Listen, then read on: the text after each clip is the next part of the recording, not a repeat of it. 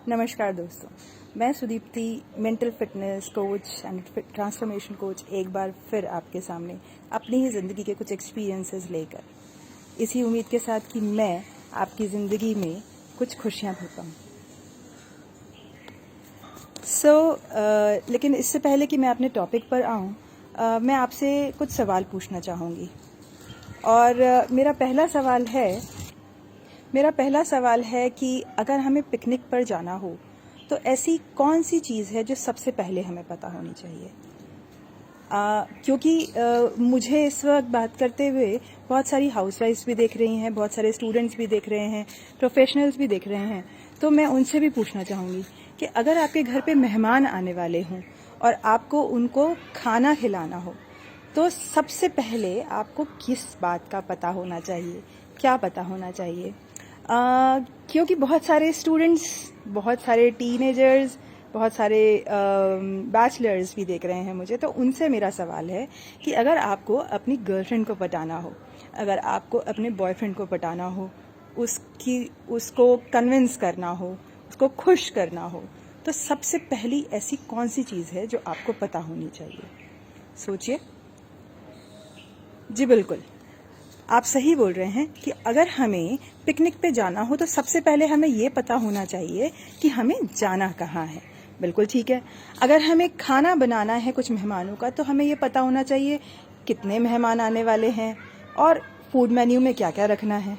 बिल्कुल ठीक है। और अगर गर्लफ्रेंड को कन्विंस करना हो, उसको खुश करना हो, अगर बॉयफ्रेंड को खुश करना हो तो हमें क्या पता होना चाहिए कि उनकी लाइक्स और डिसलाइक्स क्या क्या हैं, ये हमें पता होना चाहिए। बिल्कुल ठीक बात है। अब इन छोटे छोटे सवालों के बारे में तो हमने डिसाइड कर लिया कि हमारा टारगेट क्या है। लेकिन ये जो इंसान मेरे सामने मुझे सुन रहा है, मुझे देख रहा है, इस बेशकीमती इंसान की खुशी के लिए हमें क्या करना चाहिए, क्या हमने कभी सोचा है? बताइए, इसकी खुशी के लिए हमें क्या करना चाहिए।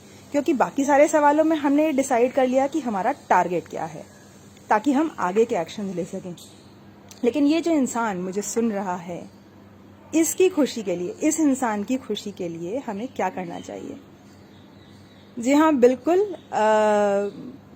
कुछ लोग ऐसे होते हैं जो ये कहते हैं कि मुझे ये पता करना है कि मेरा इंजन कौन है, क्योंकि चलाते गए वो और चलते गई मैं, चलाते गए वो और चलते गई मैं। जी बिल्कुल, ऐसे बहुत सारे लोग होते हैं जो कहीं ना कहीं किसी ना किसी के ऊपर डिपेंडेंट होते हैं। जनरली बहुत सारी हाउसवाइफ्स जो होती हैं वो अपने हस्बैंड्स पर डिपेंडेंट होती हैं। बहुत सारे टीनेजर्स, बैचलर्स होते हैं जो अपने पेरेंट्स पर डिपेंडेंट होते हैं। माँ बाप उनको पुश करते रहते हैं, बेटा जाओ, बेटा जाओ, बेटा यहाँ करो, बेटा ये काम करो, बेटा वो काम करो। लेकिन आपने नोटिस किया होगा, ऐसी बहुत सारी हाउसवाइफ्स होती हैं, ऐसे बहुत सारे प्रोफेशनल्स होते हैं या स्टूडेंट्स होते हैं जिनको पता होता है कि उनको लाइफ में करना क्या है, या उनको क्या करने से खुशी मिलनी है, उनका डेस्टिनेशन क्या है, उनकी फैमिली को उन्हें खुश रखना है तो वो खुश रखने के लिए उन्हें क्या क्या करना है। हाउसवाइफ्स बहुत अच्छे से समझती हैं, वो अपना टारगेट सेट कर लेती हैं। आप इस $1 बिलियन इंसान जो मुझे सुन रहा है, इसकी लाइफ का टारगेट कब सेट करेंगे। क्योंकि कभी कभी ऐसा होता है इसमें कोई बुराई नहीं है कि हम किसी और के ऊपर डिपेंडेंट हो जाएं, पर क्या है ना, ये हम सबको मालूम है, ये प्रकृति का नियम है कि जो आया है उसको जाना है। तो हम सभी लोग में से कोई भी परमानेंट नहीं है, तो एक ना एक दिन तो सबको जाना है। और पता नहीं लगता कि हम जिसके ऊपर डिपेंडेंट हैं वो कब हमें छोड़ के चला जाए।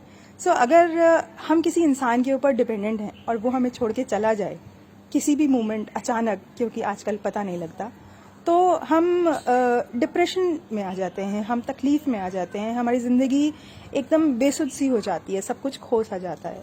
अभी आप देख रहे हैं कि लॉकडाउन का टाइम है, बहुत सारे लोग जो इस नौकरी पर डिपेंडेंट थे, जिनको पता ही नहीं था कि वो क्या कर रहे हैं, बस सुबह तैयार होकर ड्यूटी पे चले जाते थे, शाम को अपना काम करके पूरा दिन की दिहाड़ी पूरी करके घर पर आ गए, फिर सुबह चले गए, फिर रात को आ गए।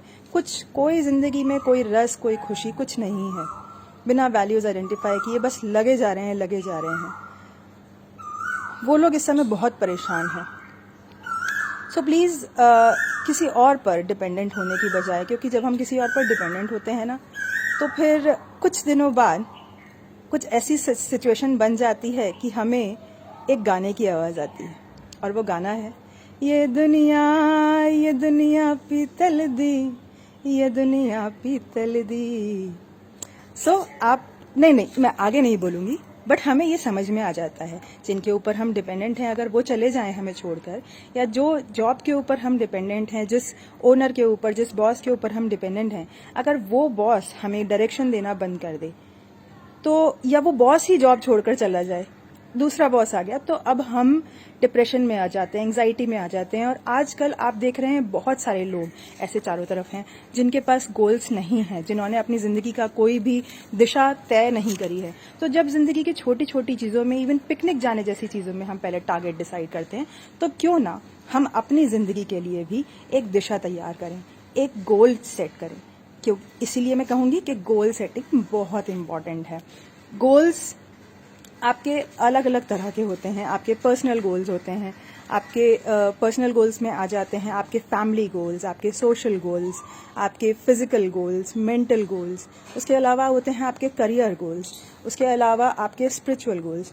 सो गोल्स अलग अलग तरह के होते हैं। आप शॉर्ट टर्म गोल्स हो सकते हैं, लॉन्ग टर्म गोल्स हो सकते हैं, लेकिन प्लीज़ अपनी दिशा निर्धारित कीजिए। गोल सेटिंग बेहद इम्पॉर्टेंट है, और गोल सेटिंग करने के लिए आपको वैल्यूज़ का पता होना चाहिए। तो अपनी वैल्यूज़ आइडेंटिफाई कीजिए और अपने गोल सेट कीजिए, because goal setting is very important for everyone. Otherwise you will again feel the song ये दुनिया पीतल की।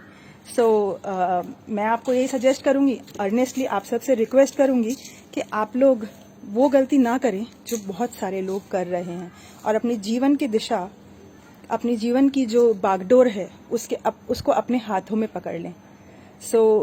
इसी उम्मीद के साथ कि मैं अपने एक्सपीरियंसेस से आपकी ज़िंदगी में कुछ खुशियाँ लेके आ पाई हूँ, मैं फिर आऊँगी आपके पास। लेकिन एक बात जाते जाते और कहूँगी कि मैं जो बातें कर रही हूँ ये कुछ ऐसी बातें नहीं हैं जो नई हैं और आपको नहीं मालूम है।